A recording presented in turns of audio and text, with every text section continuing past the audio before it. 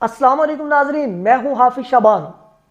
جی ناظرین، آج میں حاضر ہوا ہوں ایک نئی ویڈیو کے ساتھ اور ایک نئی بات چیت کے ساتھ۔ جی ناظرین، آج ہم جو ڈسکس کریں گے وہ ہے کمپیریزن، اور دوسری بات جو ہم ڈسکس کریں گے وہ ہے محترمہ مریم نواز کی تقریر کا ایک جملہ۔ مریم نواز صاحبہ کی میں نے تقریر سنی اور وہ بارہا دفعہ مختلف شہروں میں جا کر یہ کہتی ہیں کہ جب انصاف ہوگا تو الیکشن ہوگا۔ پھر وہ کہتی ہیں کہ انصاف والا جو ترازو ہے اس کے دونوں پلڑے برابر ہونے چاہیے۔ اس کے کہنے کا مطلب یہ ہے کہ عمران خان اور نواز شریف ان دونوں کے ساتھ برابر سلوک کیا جائے۔ مجھے اس کا یہ جملہ سن کے بہت خوشی ہوئی۔ محترمہ ترازو کے پلڑے کو برابر کرتے ہیں، ہم دیکھتے ہیں کہ عمران خان صاحب کی اور نواز شریف صاحب کی کیا ایفرٹس ہیں۔ جی محترمہ، ترازو کے پلڑے کو برابر کریں اور دیکھیں کہ نواز شریف صاحب بہتر ہیں یا عمران خان صاحب بہتر ہیں۔ آپ لوگوں کو گمراہ کرنے کے لیے مختلف شہروں میں جا کر کہہ رہی ہیں کہ ترازو کا پلڑا برابر کیا جائے۔ آپ کو یہ بات کون بتائے گا کہ عمران خان کا علاج پاکستان میں ہو رہا ہے اور وہ جو بادشاہ حکمران ہے، جو ہمارا حکمران رہا ہے اور بدقسمتی سے ہمارے اوپر مسلط رہا ہے، اس کا علاج باہر ہو رہا ہے، اور تو اور کھانے پینے کی اشیاء باہر سے محترم جو موصوف ہیں وہ پاکستان میں موجود ہوتے تھے، اور ناشتہ، صبح نہاری اور یہ چیزیں باہر سے آیا کرتی تھیں۔ محترمہ مجھے بتائیں آپ کہ آپ کیسے پلڑا برابر کریں گی کہ ایک شخص قوم کے لیے اپنی ٹانگوں پر گولیاں کھا کر، مثلا گولیاں برداشت کر کے وہ پاکستان میں کھڑا ہے اور ہر چیز کو فیس کر رہا ہے، ہر چیز کو برداشت کر رہا ہے، تمہارے بیانات سے لے کر جو تمہارے اوچھے ہتھ کنڈے ہیں وہ بیئر کر رہے۔ آپ نے کتنے پرچے دیے، وہ تو باہر نہیں بھاگا، اس کے پاس تو بڑی بیسٹ اپرچونٹی ہے۔ باہر والے لوگ عزت بھی کرتے ہیں، باہر والی سوسائٹی کو وہ اچھی طرح سے آپ لوگوں سے زیادہ جانتا ہے۔ تو آپ پاکستان کے لوگوں کو کب تک الو بنائیں گی؟ پھر آپ جو ہے نا اسے گیدڑ کہہ رہی ہیں، اسے شیر کہہ رہی ہیں۔ وہ شیر کس طرح سے ہوا؟ ہمیں بھی سمجھا دیں ذرا کہ خان صاحب گیدڑ ہے اور وہ شیر ہے۔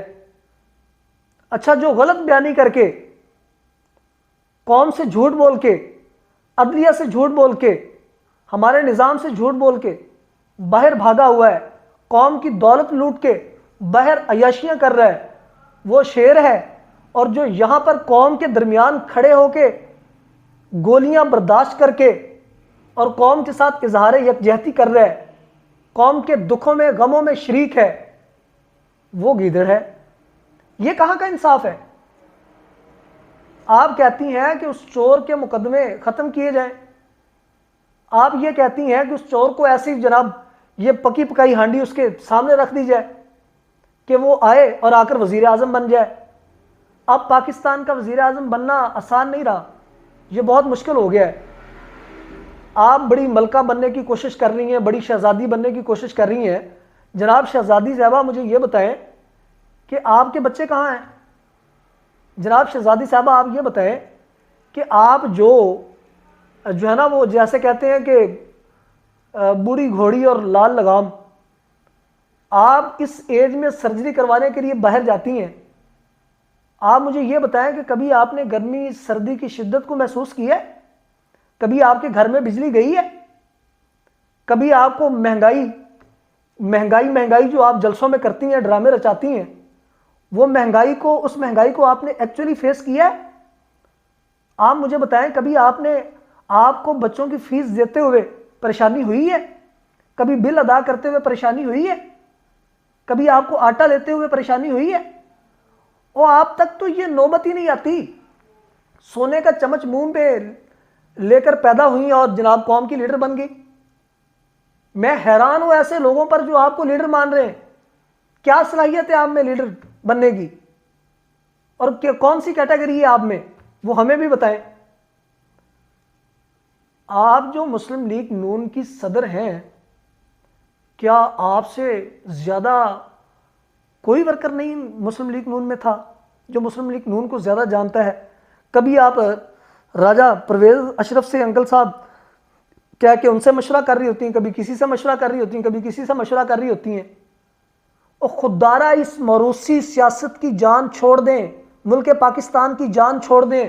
جتنا آپ نے لوٹ لیا اتنا کافی نہیں, آپ کی 7 نسلیں بیٹھ کے کھائیں تو نہیں ختم ہو سکتا. آپ کیوں اس قوم کو الو بنانے کے لیے جناب اس بھگوڑے کو باہر بٹھا کے, اس چور کو باہر بٹھا کے, جو یہاں پر ایک لیڈر قوم کے لیے لڑ رہا ہے, جو ڈٹ کے کھڑا ہے, اس کو آپ گیدڑ کہہ رہی ہیں, اسے شیر کہہ رہی ہیں.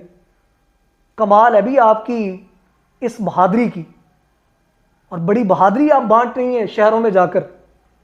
اور آپ کا پروٹوکول دیکھیں, آپ کے پاس کوئی گورنمنٹ کا عہدہ نہیں ہے, کوئی ڈیزیگنیشن نہیں ہے, اور آپ کا پروٹوکول دیکھیں کتنا ہے.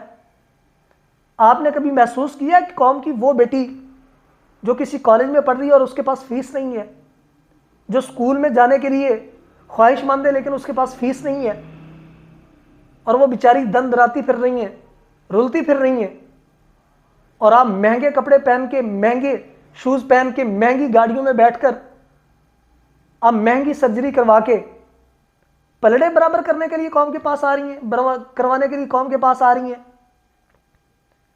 یہاں کوئی بادشاہی نظام نہیں ہے کہ جب آپ آئیں اور جناب ہم پر مسلط ہو جائیں, جو حکم دیں اور وہ ہو جائے. ایسا نہیں ہو سکتا. آپ نے جس کو مروانا ہے مروا دیں, جسے گرفتار کروانا ہے کروا دیں, لیکن آپ کے اشاروں پہ اب یہ قوم نہیں ناچنے والی.